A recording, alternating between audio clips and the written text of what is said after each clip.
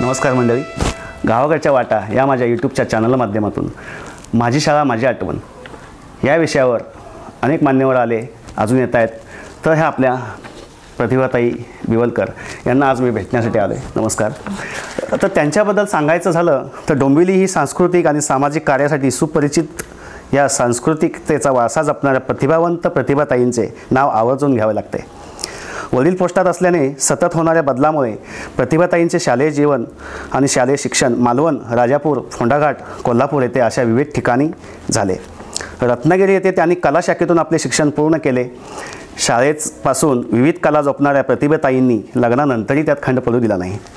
20व्या शतकात कोकणासारख्या ठिकाणी राहून शिकून संसार सांभाळून डोंबिवलीतल्या सांस्कृतिक आणि सामाजिक क्षेत्रात 35 वर्षाहून अधिक वर्ष बिवलकर कार्यरत आहेत. प्रतिभाताईंना आजवर अनेक पुरस्कार मिळाले. त्यात गीता गौरव पुरस्कार, समाजसेवा पुरस्कार, गोमती पुरस्कार, चतुरंग पुरस्कार, नवदुर्गा पुरस्कार तसेच अक्कलकोट स्वामी समर्थ मठाद्वारे त्यांना प्रवचनातून समाज जागृती केल्याबद्दल सन्मानित करण्यात आले. तर आपण आज त्यांच्याशी आपण संवाद साधूया आणि त्यांच्या शाळेच्या काही आठवणी आहेत त्या आपण ऐकण्याचा प्रयत्न करूया. नमस्कार मॅडम. नमस्कार. भरतजी, त्यांचा फोन आला आणि गावाकडच्या वाटा या यूट्यूब चॅनलवर माझी शाळा आणि माझ्या आठवणी या विषयावर बोलण्यासाठी त्यांनी मला उद्युक्त केलं. खरं तर खूप वर्षांनी या सगळ्या आठवणी आज जाग्या झाल्या. मी प्रतिभा विवेक बिवलकर, पूर्वाश्रमीची प्रतिभा सीताराम करंदीकर, माझं माहेर कणकवली म्हणजे सिंधुदुर्ग जिल्हा. माझे वडील पोस्टात सबपोस्ट मास्तर होते, त्यामुळे दर 3 वर्षांनी बदल्या व्हायच्या. आणि माझा जन्म जैतापूर म्हणजे तालुका राजापूर इथे झाला. त्यानंतर देवगड, मालवण, राजापूर, फोंडाघाट, कणकवली अशा शाळा कॉलेजमधून मी शिकले. तुम्हाला ऐकून आश्चर्य वाटेल की मी जशी अनेक गावं बदलली तिथे राहिले, तसंच माझ्या आयुष्यातल्या 22व्या घरामध्ये मी आत्ता राहते. गेली 40 वर्ष डोंबिवलीमध्ये माझं वास्तव्य आहे. पण माझ्या माहेरगावच्या वाटा दर सुट्टीमध्ये मला तिकडे नेतात, कारण माहेरघर असल्यामुळे दरवर्षी जाणं होतं. पुन्हा शाळेत जाऊन येतो, तिथे भेट होते. काही शाळांमधून एक माजी विद्यार्थिनी म्हणून मी तिथे जाऊन भाषणंसुद्धा केलेली आहेत. आज माझी शाळा माझ्या आठवणी यामध्ये मी जरी अनेक शाळातून शिकले, म्हणजे मालवणची कन्या शाळा असेल, राजापूर हायस्कूल असेल, तरी आत्ता मी सांगणारे ते फोंडाघाटचं न्यू इंग्लिश स्कूल. फोंडाघाट हे गाव कणकवली तालुक्यामध्येच आहे आणि तिथे वडिलांची बदली झाली तरी ॲडमिशन नाही असं कधीच झालं नाही. ॲडमिशन लगेच मिळत असे. आणि सांगायचा मुद्दा म्हणजे पोस्टातल्या नोकरी करणाऱ्यांच्या मुलांसाठी पूर्ण फी माफ. जर पहिल्या 5 नंबरमध्ये नंबर आला तर, आणि अर्ध फी माफ 5, 6वा 7वा नंबर आला तर मग अभ्यास आम्ही केलाच, कारण ती फ्रीशिपसुद्धा मिळावी हे धोरण मनात ठेवून 8वी ते 11वी म्हणजे जुनी मॅट्रिक हा सगळा काळ मी फोंडाघाटमध्ये घालवला. आणि त्या आठवणी सांगताना आज आवर्जून सांगते की नंतर 50 वर्षांनी 3 वर्षापूर्वी आम्ही सगळे विद्यार्थी पुन्हा फोंडाघाटला जमलो, तरी सगळ्यांनी एकमेकाला ओळखलं की आज 60च्या पुढे आम्ही सगळी माणसं असून त्यावेळेचे विद्यार्थी ज्यावेळी इतक्या वर्षांनी भेटलो, शाळेच्या आठवणी निघाल्या, शिक्षकांच्या आठवणी निघाल्या, हे सगळं सांगत असताना मला महत्त्वाचं सांगायचं आहे की प्रत्येक वेळी मन लावून सगळ्या विषयांचा अभ्यास केला. कधीच असं केलं नाही की एखादा विषय ऑप्शनला टाकायचा. त्यामुळे त्या काळचे 65% मार्क हे सुद्धा खूप होते. आज 95-96% मार्क असले तरीसुद्धा सगळी नाखुश असतात. पण आम्ही 10 घरी पेढे वाटून आनंदोत्सव साजरा करत असू, हे महत्त्वाचं. डबा फारसा कधी न्यावा लागत नसे, घरून जेवूनच जायचं. 11:30 ते 5:30 शाळा असे आणि समजा कधी डबा न्यावा वाटलाच तर टिफिन वगैरे वेगळी पद्धत नव्हती. घरातलाच एखादा गोल आकाराचा डबा घ्यायचा, त्या डब्यात खाली भाजी, वर एक केळीच्या पानाचा तुकडा आणि त्याच्यावर पोळी ठेवायची. या डब्याला आमची आई एक पांढरा फडका बांधून देत असे. आज हे सगळं ऐकताना तुम्हाला मजा वाटेल, पण ते केळीचं पान दुसऱ्याला 4 घास द्यावे वाटले तरी उपयोगी होत असे. आणि डब्याला बांधलेला पांढरा फडका हा साधारणपणे आपली साडी वगैरे खराब होऊ नये म्हणून त्याचा उपयोग होत असे. वॉटर बॅगा नव्हत्या, पितळी पिंप भरून ठेवत असे शिपाई. तर आम्ही सगळीच जणं तेच पाणी पित असू. या शाळेमध्ये शारदोत्सव असे, स्नेहसंमेलन असे, क्रीडा महोत्सव असे आणि आमचे पीटीचे शिक्षक अतिशय असे उत्साही होते. त्यांनी आम्हाला खूप देशभक्तपर गीतं शिकवली होती. संस्कृतचे सर होते, ते स्तोत्र, त्यानंतर विविध श्लोक हे पाठ करून घेत असत. कधी वक्तृत्व स्पर्धा असे, पण अशा स्पर्धांमध्ये माझा त्यावेळी काही नंबर आला नव्हता. वक्तृत्व लेखन यामध्ये सगळा विकास मी केला. तो वयाच्या 20 वर्षानंतर साधारणपणे केला असं आपल्याला दिसतं. या शाळेमध्ये आमच्या वर्गातल्या 2 मुली नेहमी भजीची पुडी घेऊन येत असत, कारण त्यांची आई शेतामध्ये काम करत असत. मग डब्यातून काय आणणार, दुकानातली भजी विकत घ्यायची आणि घेऊन यायचं. त्या ती भजीची पुडी घेऊन आल्या की वर्गात सगळीकडे भज्यांचा वास सुटे. त्या आम्हाला विचारत की तुम्हाला हवीत का भजी, आम्ही हातानंच नको म्हणून सांगत असू. आणि आम्हाला कोणीतरी असं सांगितलं की त्या भज्यांमध्ये अंडी घातलेली असतात. मग हे घरी सांगितल्यावर माझा भाऊ असला संतापला की 1 रुपयाच्या भजीपुडीमध्ये घालून घालून अंडी किती घालणार, काहीतरीच काय कोणीतरी सांगतं आणि तुम्ही काही ऐकता. पण या मुलींच्या ज्या आया होत्या त्या आम्हाला त्यावेळी फार प्रेमळ वाटायच्या. आज आता घरचं अन्न आणि दुकानातून आणून खाल्लेलं अन्न यातला फरक लक्षात येतो. त्यावेळी त्या दोघी मैत्रिणी आजसुद्धा मला आठवतात. 9वीत असताना एक सगळ्या वर्गांची नृत्य बसवली आणि आमचंसुद्धा टिपरी नृत्य खूप छान भरपूर आम्ही तयारी केली.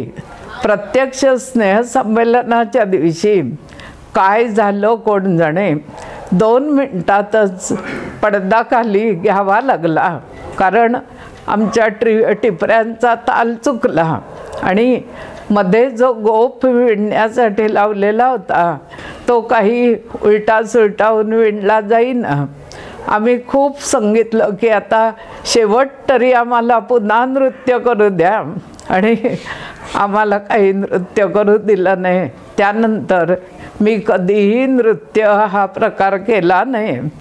महाराष्ट्र एका नृत्यांगनेला मुकला अशी आमच्या घरातले सगळ्यांनी त्यावेळी माझी चेष्टा केली होती. सांगायचा मुद्दा असा की जसं शाळा हे आमचं घर होतं आणि घरी आमच्या आम्हीच 10 जण होतो. आम्ही 7 बहिणी, 1 भाऊ आणि आई वडील. या 10 जणांच्या गोतावळ्यामध्ये राहत असल्यामुळे आणि पोस्टातच आम्हाला राहायला जागा, त्यामुळे पोस्टातले सगळे जे कर्मचारी वर्ग होता तो सुद्धा आमच्या घरातला असल्यासारखाच आम्हाला वाटत असे. या सगळ्या इतक्या गोतावळ्यामध्ये अधिक मला 6 आत्या होत्या आणि 4 काका होते. त्याचबरोबर 5 मावश्या होत्या आणि 3 मामा होते. इतक्या मोठ्या गोतावळ्यात सगळ्यांचं येणं जाणं असल्यामुळे खूप माणसांमध्ये माझं सगळं लहानपण गेलं. या सगळ्या माणसांनी आम्हाला भरपूर काही शिकवलं असं म्हणायला हरकत नाही. या सगळ्यांकडे एक महत्त्वाचं म्हणजे सुंदर राहणीमान होतं आणि ते राहणीमान आम्ही सगळ्या भावंडांनी या नातेवाईकांकडूनच उचललं असं म्हणायला हरकत नाही.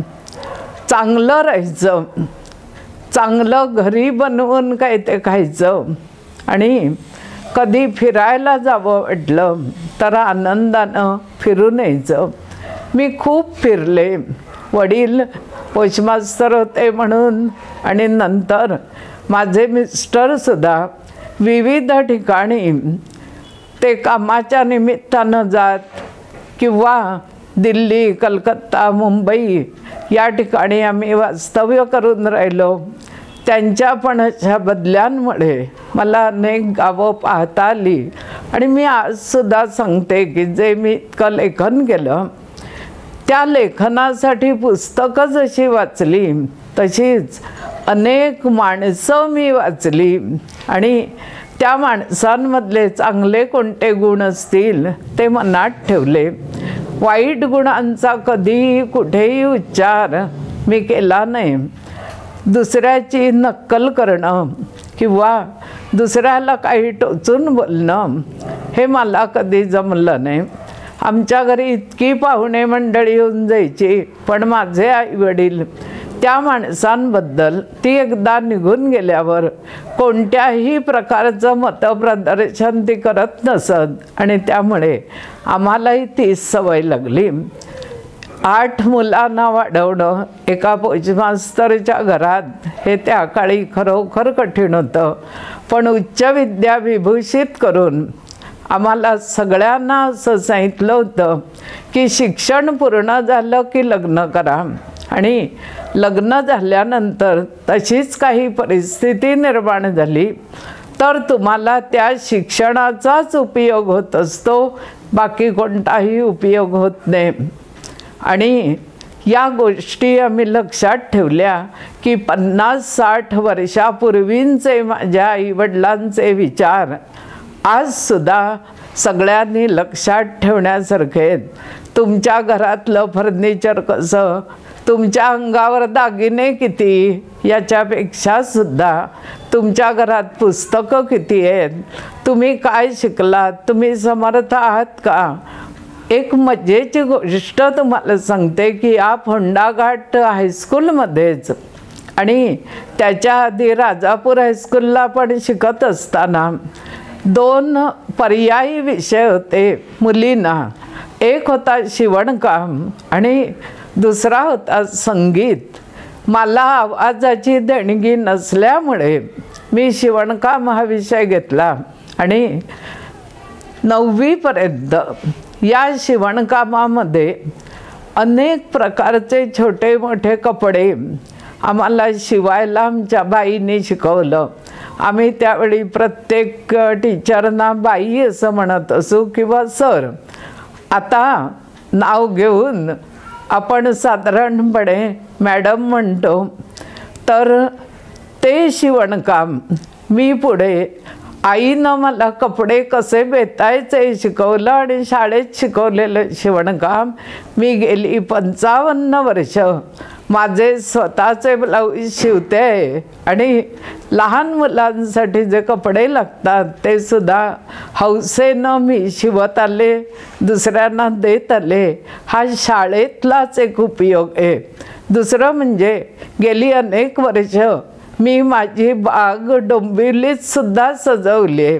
आणि देवपूजेसाठी जी फुलं लागतात ती साधारणपणे मी घरचीच वापरते. अगदी खायच्या पानापासून दुर्वा फुलं सगळं त्या माझ्या छोट्याशा बागेत आहे. हे सगळं मी करू शकले कारण कोकणातल्या शिक्षणाचा उपयोग मला फार झाला.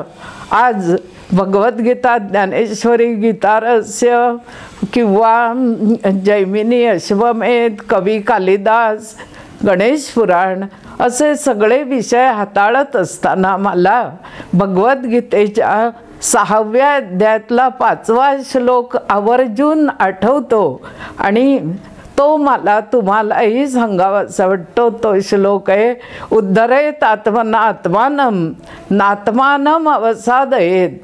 जर जीवाला आपला उद्धार व्हावा असं वाटत असेल तर त्या जीवानंच पहिले प्रयत्न करावे लागतात. आणि आपण काही प्रयत्न करत असू तर आपल्याला बाकीच्यांची साथ आवर्जून लाभते. आणि अशी साथ घरातल्यांची, शाळेतली, गावातली, ओळखीचे, शेजारी या सगळ्यांची लाभल्यामुळे एवढं संपन्न आयुष्य मी जगू शकले.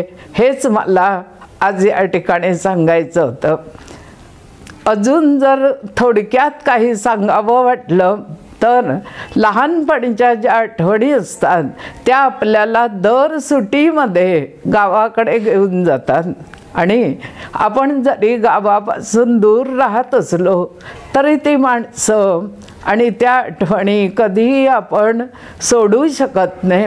एक गमतीचा भाग असा की कणकवली या गावात माहेर असल्यामुळे मालवणी भाषा मी उत्तम बोलत असे. आणि घरात मालवणी बोलल्याबद्दल माझ्या आईनं मला दिलेला मारसुद्धा आठवतो. घरात मालवणी बोलायचं नाही, पण डोंबिवलीत भर सभेमध्ये मालवणी गजाली मी ज्यावेळी सांगितल्या आणि टाळ्यांचा कडकडाट झाला त्यावेळी आईला स्मरून मला असं म्हणावं वाटलं की गावाकडच्या वाटा म्हटल्यावर गावाकडची भाषासुद्धा आपल्याला यायला हवी.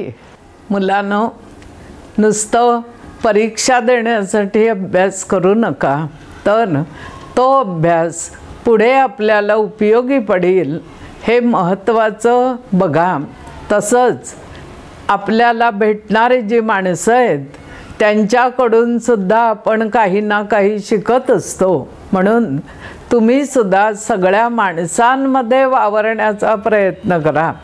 असं एकलकोंड राहून फक्त अभ्यास करायचा तो अभ्यास एकांगी असतो.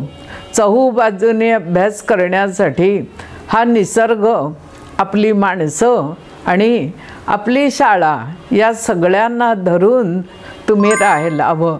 नुसतं परीक्षार्थी होऊ नका, तर उत्तम नागरिक होण्यासाठी या गोष्टी आवश्यक आहेत हे लक्षात ठेवा. धन्यवाद.